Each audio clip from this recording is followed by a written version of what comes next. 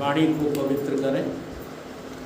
मुझ में राम, तुझ में राम, सब में राम समाया है। तुझ में राम, तुझ में राम, सब में राम समाया है। प्रीत सभी से कर लो बंदे, कोई नहीं पराया है।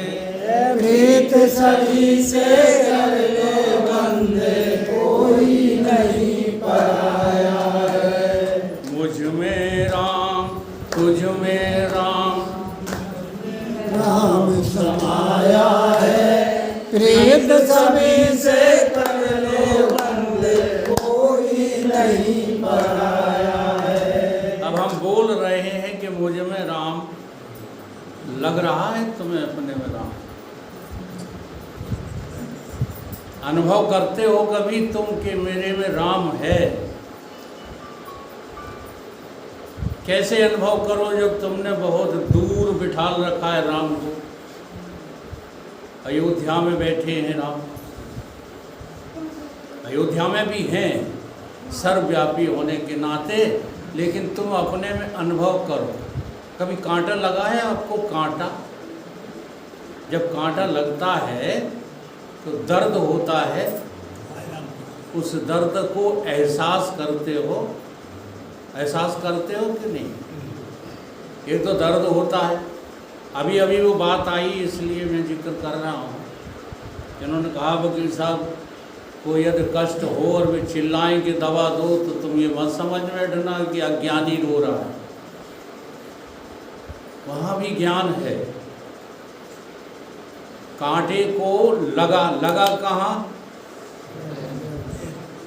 लगा तो शरीर में, और शरीर एहसास कर रहा है कि तुम एहसास कर रहे हो, तुम कर रहे हो। और उसका प्रमाण क्या है कि जैसे ही कांटा निकाला सो कहते हो आनंद आ गया। अच्छा, पहले आनंद कहाँ चला गया था? देखो, था तो वही, जो महसूस पना था वो आनंद ही था, लेकिन दुखानंद था। अब जैसे ही निकला तो ये क्या हो गया?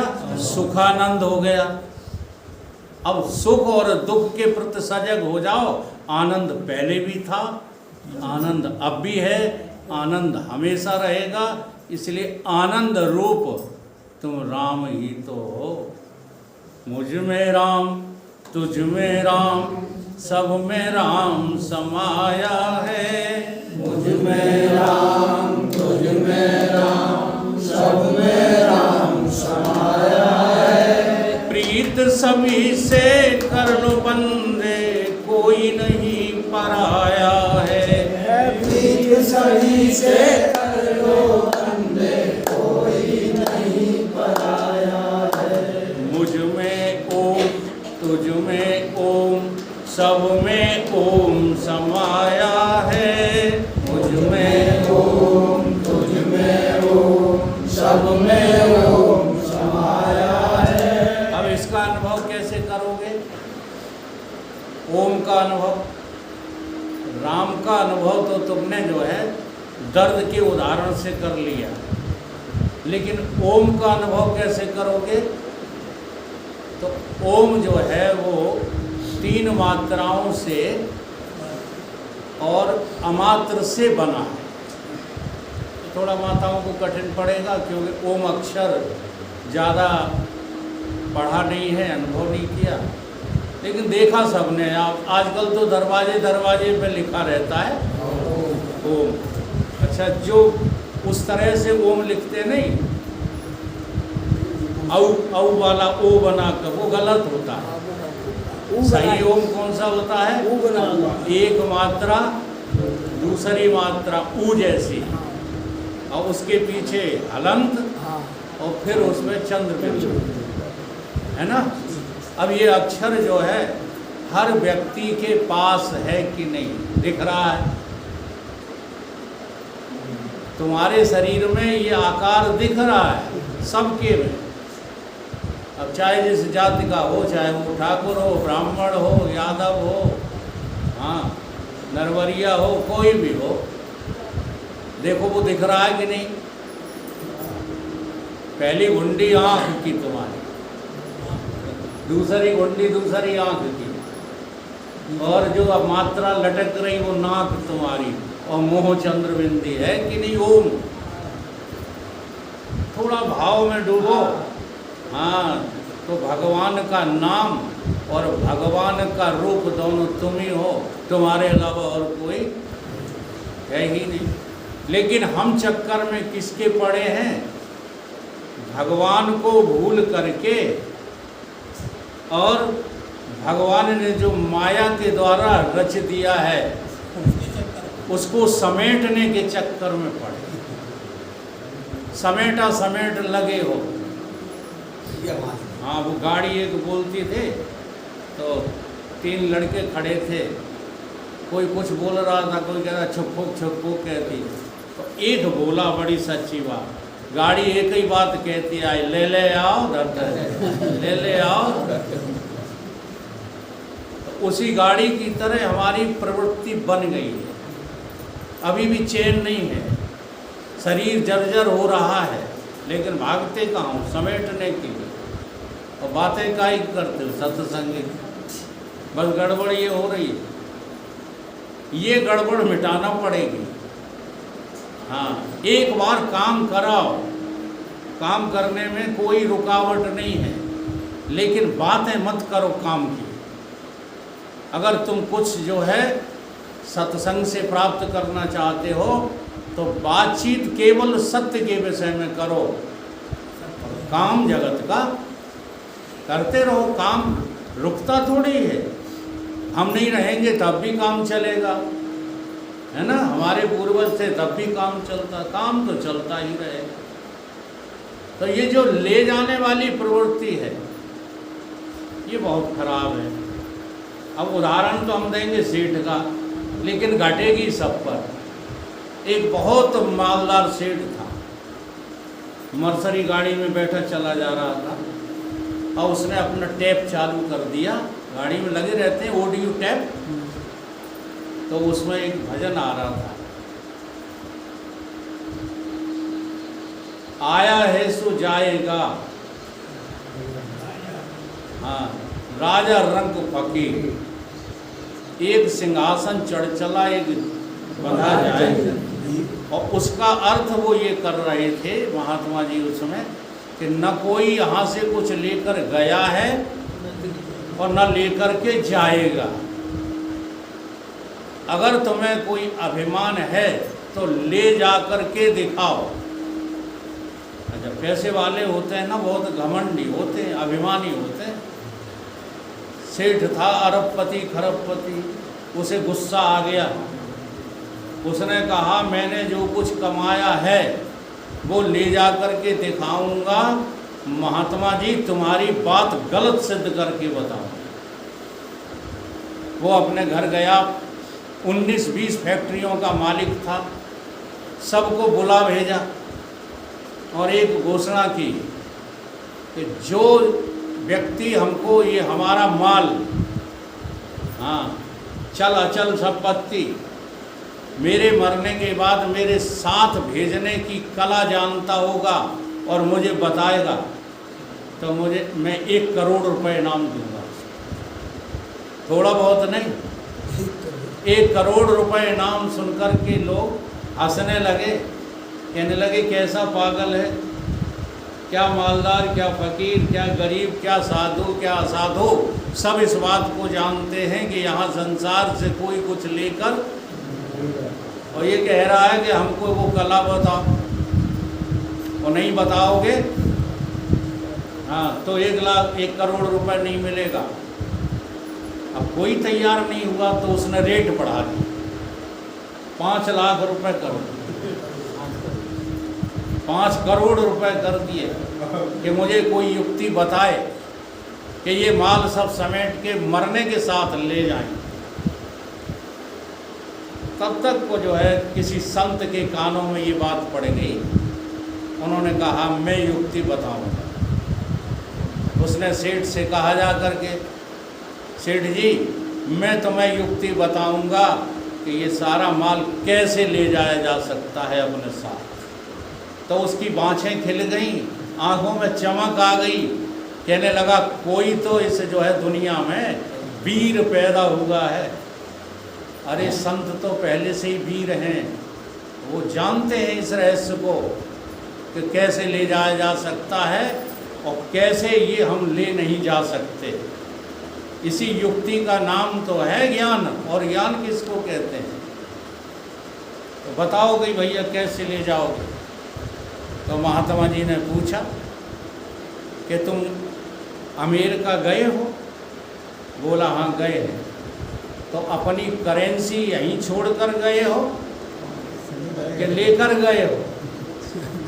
बोले करेंसी तो यहीं छोड़कर गए, लेकिन अपनी मुद्रा करेंसी को कन्वर्ट करके, बदल के, काय में, डॉलर में, अमेरिका में जो है प्राप्त वही हो गया, जो यहाँ था वो वहाँ प्राप्त हो गया। फिर उसने पूछा फ्रांस गए हो? बोले गए तो हैं। तो वहाँ भी तो मैं यहीं का रुपया ले गए थे क्या? कि यहाँ का रुपया तो नहीं ले गए, यहाँ का रुपया कन्वर्ट करके, बदल करके फ्रांस की मुद्रा हम प्राप्त, उतना ही प्राप्त हो गया। ऐसे कई देशों के नाम लिए तो सेठ को गुस्सा आ गया, महात्मा जी यही करते रहोगे कि उपाय बताओगे? बोले उपाय तो बता रहा हूँ, जो यहाँ कमाया है जो कुछ भी, ठीक है, उसको उसका रूप बदल दो। क्या करो, क्या करो इसको जो तुमने इकट्ठा किया है? कैसे ले जाओगे स्वर्ग को? इसी इकट्ठे हुए सामान से, धन से, अपने परिवार से क्या शुरू कर दो? पुण्य शुरू कर दो। तृतीया नाद्यते पुण्यम। अब पुण्य की बात कोई नहीं करता, ब्रह्म ज्ञान की सब करते। करता है कोई? देखते चेहरा बनता है छोटी छोटी बातों में। हाँ, अभी कल ही जो है मैंने कहा निकालो 100 रुपए, तो एक आध के मुंह देखने लायक थे। ऐसा नहीं होना चाहिए। अगर तुम्हें वास्तव में बात समझ में आ गई है कि यहाँ से हमें कुछ ले जाना है, तो वो पुण्य के रूप में आप ले जा सकते। जैसा जैसा आप पुण्य करोगे वैसा वैसा ही आपको मृत्यु के बाद उसका फल मिल जाएगा। तो जो धन इकट्ठा किया उसे क्या करो? दान दो। दान के अलावा और कोई उपाय नहीं है इस धन को साथ में ले जाने का। इधर दान दे दोगे और उधर तुमको जो है ज्यों का त्यों, बल्कि कई गुना हो करके। एक तो गीत ही गाया जाता है जो हमारे जगदीश जी ने पालन कर लिया है, तुम 1 पैसा दोगे वो 10 लाख। हाँ, यहाँ तुम 1 पैसे का दान करोगे तो तुम्हें अगले जन्म में उसी के बदले, और आज जो मिल रहा है वो उसी का तो है जो पिछला था, वो इस जन्म का नहीं है। ठीक है, चलो ये तो बात हो गई तुम्हारी बाह्य संपत्ति की। अब आंतरिक संपत्ति का जो जोड़ है वो ले जाओगे कि नहीं ले जाओगे? तो इसके विषय में हमारे सभी संतों ने एक मत कहा है। क्या कहा है? कि चलो बाहर की संपत्ति तो तुम यहीं छोड़ जाओगे। भैंसियाँ कहाँ बंधी रह जाएंगी? छपरा में, वही गोड़ा। ठीक है, जब तुम्हारे प्राण जो है निकलेंगे, उत्कर्ष करेंगे, तो भैंसियाँ तो यहीं बंधी रह जाएंगी, रह जाएंगी नहीं। और चकिया चूल्हा माताओं का कहाँ रह जाएगा? वो भी जहाँ का तहाँ धरा रह जाएगा, रह जाएगा।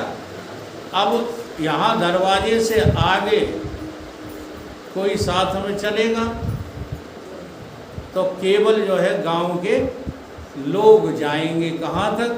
शमशान तक। और शमशान पे भी जो है लकड़ी तक कौन जाएगा? देह जाएगी, जिसके ऊपर बहुत अकड़ते रहते हो। हम कहते मैं बड़ी सुंदर हूँ, काहे की सुंदर हो।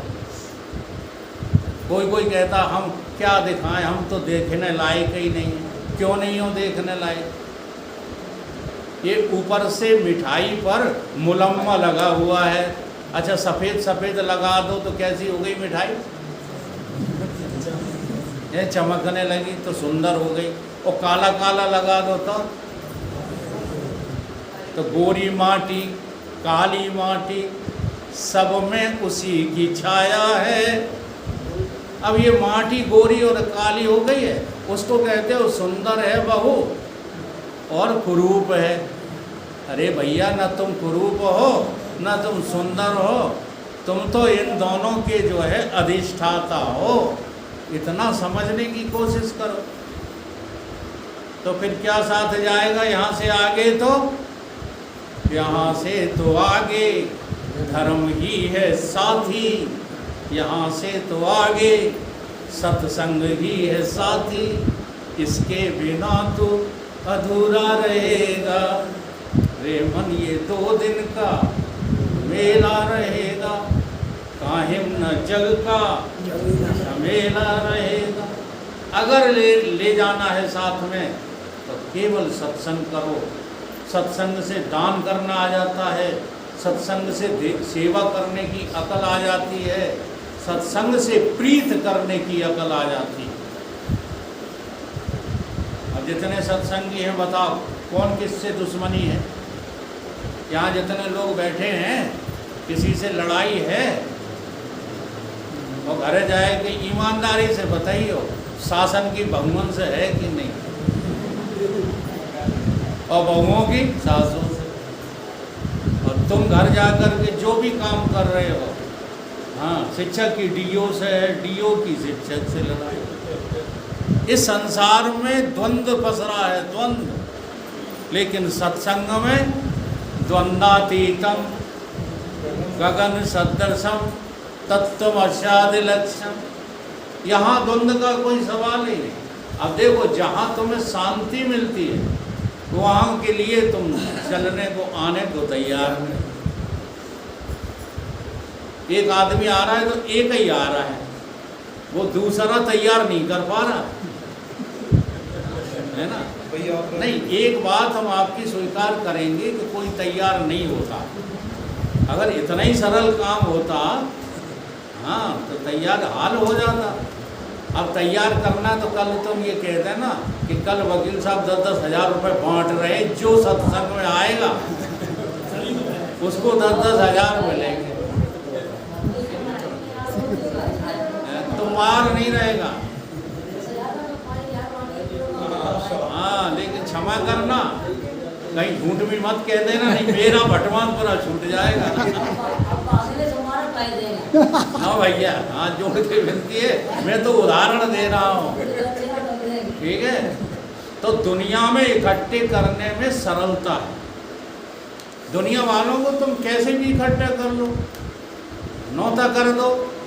हाँ 13वीं नहीं है तो वैसे ही कह दो कि हम मरने से पहले ही 13वीं मना रहे हैं, और फिर देख लो भीड़ गजब की। हाँ इतनी भीड़ कि शाम को खड़े हो जाते हो हम उनकी तरह, बैलों की तरह, भैंसियों की तरह के ये कब नंबर आए। लेकिन सत्संग में लाना लोहे के चने चबाना है। अगर सत्संग में तुम अपने साथ एक आदमी नया जोड़ लेते हो तो तुमने पूरे जीवन का पुण्य कमा लिया। आई बात समझ में? तो ये पुण्य ही है साथी, यही जो है कन्वर्ट करो। जो कुछ कमाया है उसको किस में बदल दो? पुण्य में बदल दो। अगर पुण्य में बदल दिया तो ये तुम्हारे साथ अवश्य में जाएगा, ये रुकने वाला फिर नहीं है। अब इसकी जो है एकत्रीकरण जो तुमने किया है वो हो सकता है कि तुम न भी देने के काबिल हो। जैसे धन आपने इकट्ठा किया, पेंशन आपको मिलती है, अगर पेंशन तुम यहाँ दान कर दोगे आश्रम में तो घर वाले तुम्हारी लेती ले डालेंगे। तो ये चीज़ें तो तुम जो है दान कभी न कर पाओ। लेकिन एक फ्री फंड की चीज़ है वो इकट्ठा करो तो वो पूरा का पूरा तुम्हारे साथ ही जाएगा। और वो क्या है? राम का नाम।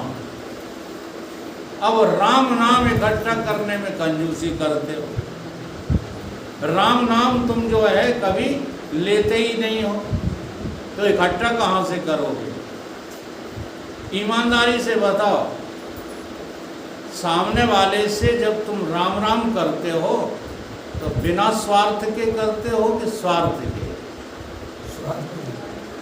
कोई भी मिल जाए तुम्हें, गांव का बड़ा आदमी मिल जाए, छोटा मिल जाए, स्वार्थ से करते हो कि बिना स्वार्थ?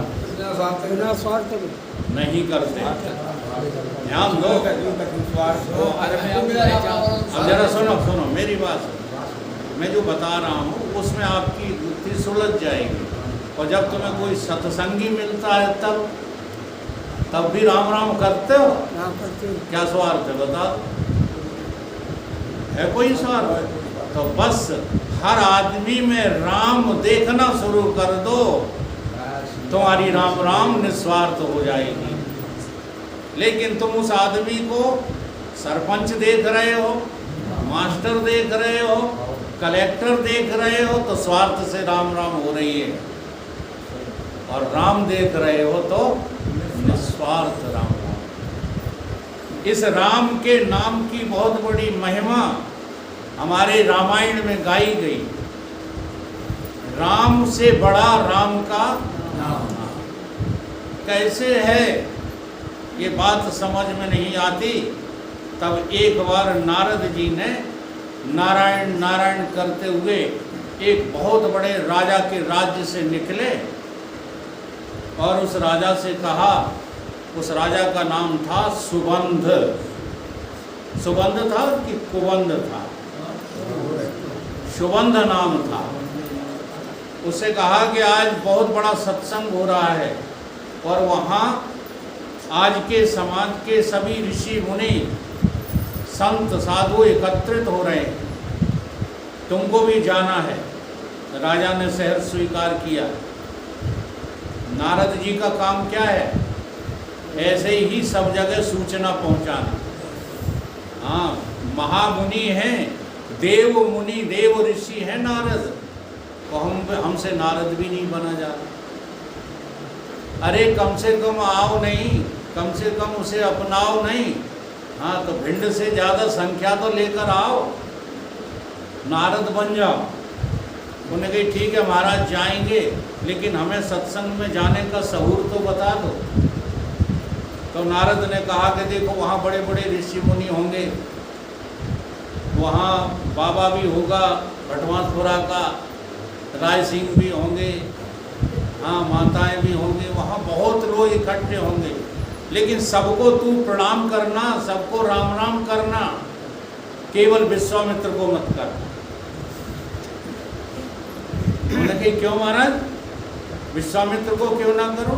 जैसे कोई कह दे वकील साहब को राम राम नहीं करना, बाकी सबको करना। एक वकील नाम का जो है बहुत हाँ खरी खरी सुनाने वाला आता, उसको प्रणाम मत करना। तो नारद जी से पूछा सुबंध राजा ने कि उनको क्यों ना करूं? तो देखो कितनी सफाई से जो है नारद जी बताते हैं कि जैसे तुम हो तैसे ही विश्वामित्र है।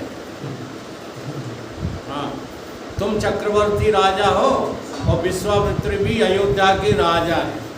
अब विश्वामित्र एक ही राज्य के राजा और तुम चक्रवर्ती राजा, तो तुम बड़े भय के विश्वामित्र? बोले सुगंध बोला बड़े तो हम ही गए। तो फिर बड़ा छोटे को प्रणाम थोड़ी करता है, ठीक है। अब बहुत सी माताएं जो है ऐसी हैं जो उम्र में हमसे बड़ी हैं, लेकिन हमको प्रणाम कर लेती हैं। तो मैं कभी कभी रोक देता हूँ और कभी नहीं भी रोकता हूँ। तो देखो रोकने में कारण है उम्र, ठीक है, और न रोकने में कारण है पुण्य। अब ये सब हमसे गुजर गई है और हमको प्रणाम कर लेते हैं, तो अब वो इन्हें जो पुण्य मिलने वाला है वो मुझे पता है।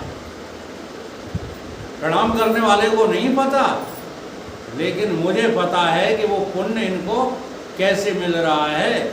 हाँ, हमारी जो पूंजी है वो इनके पास कैसे जा रही है ये मुझे पता है। तो इस तरह से बरगला दिया राजा को कि तुम्हें प्रणाम उनको नहीं करना।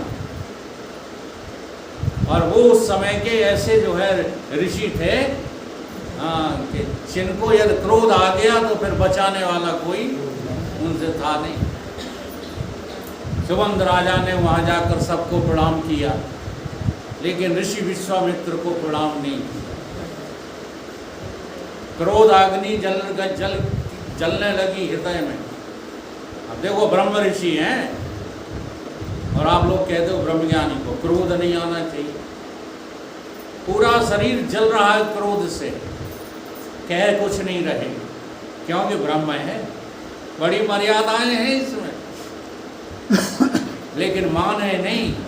क्रोधातुर होकर के सीधे अयोध्या चले गए। अयोध्या में जाकर दरवाजा खटखटाया। राम जी राजा थे उस समय अयोध्या के, तो वो अंदर सो रहे थे, लक्ष्मण जी पहरा दे रहे थे। पूछा ऋषि विश्वामित्र ने, राम जी कहाँ हैं? बोले अंदर जो है विश्राम शयन कर रहे हैं, सो रहे। तो कहने लगे जिस देश का राजा सोता है उसकी प्रजा दुखी रहती है। देख लो, चाहे भगवान भी अवतार लेकर के आए, पर ऋषि मुनि और साधु संत की अवहेलना करना उनको भी शोभा नहीं देता।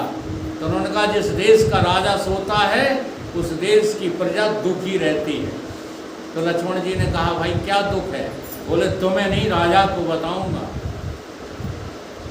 तुरंत राम जी ने जो आहट लिया। अब वो तो ऐसे राजा नहीं थे, हाँ, कि पड़े सोते ही रहे, शराब के नशे में मस्त। मंत्री जी पड़े, बाहर कौन खड़ा है, कोई वो खड़े हैं तो खड़े रहें। नरेंद्र एमएलए के दरवाजे पे भीड़ खड़ी रहती है, वो अंदर सोता रहता। ये नहीं है राज्य, राजा का राज्य धर्म ये नहीं होता। आज वही तो नहीं रहा। प्रजा राजा दोनों में निस्दिन होगी खींचातानी। खींचातानी हो रही है। जिसके हाथ में होगी लाठी भैंस वही ले जाएगा। रामचंद्र कह गए सिया सोए सो कलयुग आएगा, आ चुका है। सब धर्म बदल गए। राम जी ने अपना राजधर्म नहीं बदला, तुरंत बाहर आए, मुनिवर को प्रणाम किया और कहा मुनिवर कैसे कष्ट किया? बोले कष्ट नहीं तो और क्या। जिस राज्य में राजा सोता रहे, उन्हें की बात क्या हुई, बात तो बताओ। उन्हें कही तुम्हारे गुरु को किसी ने कष्ट दिया है, क्या करोगे? तो राम जी ने आओ देखा न ताओ, गुरु की चरणों की सौगंध खाकर कहता हूँ तुम उसका नाम तो बताओ, मैं उसे दुनिया से ही हटा दूंगा, मैं उसका वध कर दूंगा। जो चरणों की सौगंध खाई है, सोई पट से ऋषि विश्वामित्र ने नाम बता दिया कि राजा सुबंध ने ऋषि मुनियों का अपमान किया। भगवान राम ने कहा निश्चिंत होकर के आप अपने भजन पर बैठो। अब सूर्योदय के बाद उसका शरीर जीवित नहीं रहेगा। अब ये बात फैल गई, फैलते फैलते राजा के कानों तक गई। राजा घबरा गया, ऐसी प्रतिज्ञा क्यों की कि विश्वामित्र को तुमने प्रणाम नहीं किया था? तो बोले हम क्या करें, वो तो नारद जी ने हमें सिखा दिया। तो तुम बुद्धि के इतने जो है, हाँ, दुर्बल क्यों हो कि चाहे कोई चाहे कुछ सिखा जाता। कई बार ऐसा हुआ है। एक नरेश मास्टर साहब जो हमारा सत्संग करते थे, विदुर जी का सत्संग करते, चले जा रहे थे सड़क से, हमारा एक विरोधी मिल गया उनको। उसने कहा यार तुम किसके यहाँ जाते हो सीखने? बोले हम वकील के यहाँ जाते हैं। अरे वो तो बेकार आदमी है, 1000 अवगुण मेरे गिना दिए। नरेश को उसी दिन से हमसे अश्रद्धा हो। जी हाँ, आज तक मेरी वाणी को ग्रहण नहीं कर पाए, आज तक। उन्हें कभी भी सामने बिठा लेना, एक भी शब्द हमारा नहीं बोल पाते। जो भी बोलेंगे थोड़ा बहुत अध्यात्म मिलजुल मिश्रित भाषा बोलेंगे तो होता है कबाड़ा। जी हाँ, हम अकेले समझाने वाले और तुम्हें बरगलाने वाले पूरा भटमासपुरा। क्यों जाते हो हम, क्यों दोपहर में मरते हो जा करके, क्या मिलता है तुमको? और मैं जानता हूँ बड़े घर का लड़का है वो, तो इसलिए 12 वाट है, ये है वो है, जाने क्या क्या सिखा देंगे। ऐसे ही नारद जी ने कि भर दिया था मेरी खोपड़ी खराब हो गई।